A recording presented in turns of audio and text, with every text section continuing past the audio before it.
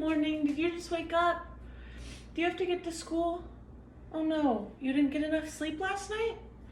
Well, let's fix that. Let's make a change and talk about why school should start later.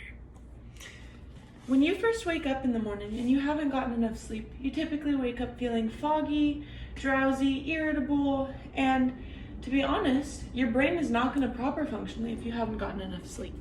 So let's talk about some of this.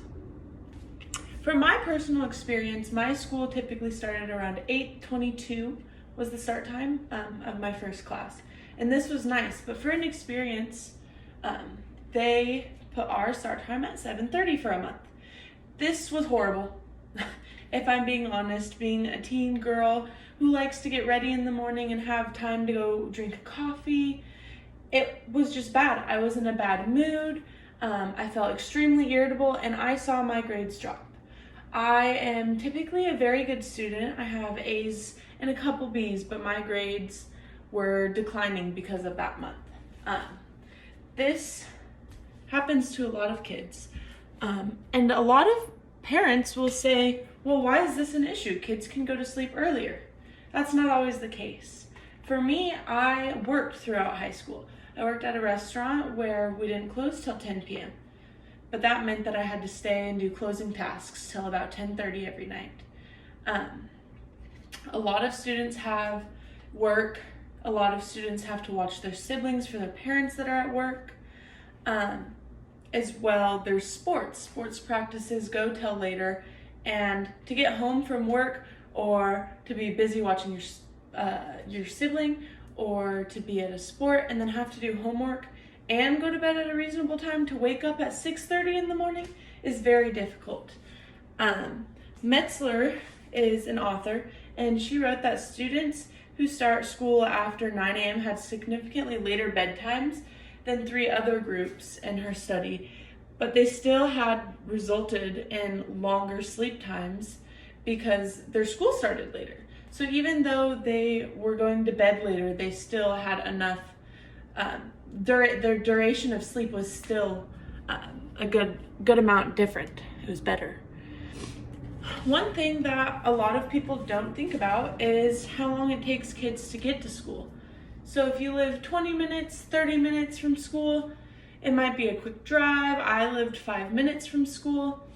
That's not the case for everyone. Not everyone's as fortunate as me. There was a study done in Seattle, Washington, and the author, Persuasion, wrote that a student, Andrew Schatzman, said that he fell asleep on the bus on the way to school and usually wasn't really awake until after first period.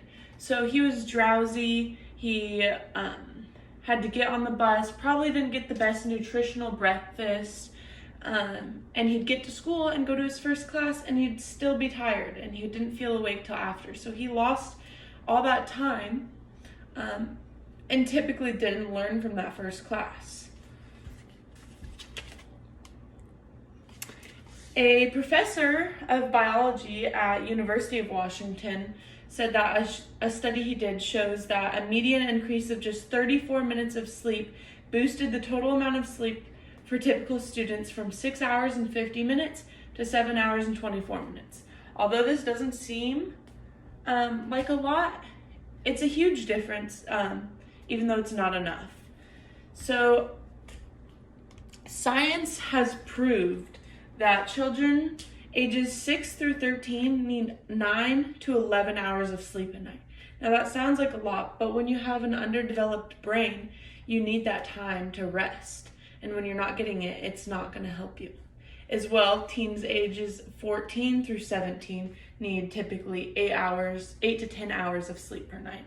So when this professor from UW said that it went from 6 hours and 50 minutes to 7 hours and 24, that's still below both of the amount of hours of sleep that students need that this science has proved. Even though it's more, they're getting more sleep, it's still not enough. So together, I think we can raise awareness, we can make a change, we can talk to our student council, our principals, and we can make a change because With this, our students will be happier, less irritable, and will have better grades. Thank you. Have a good night's sleep.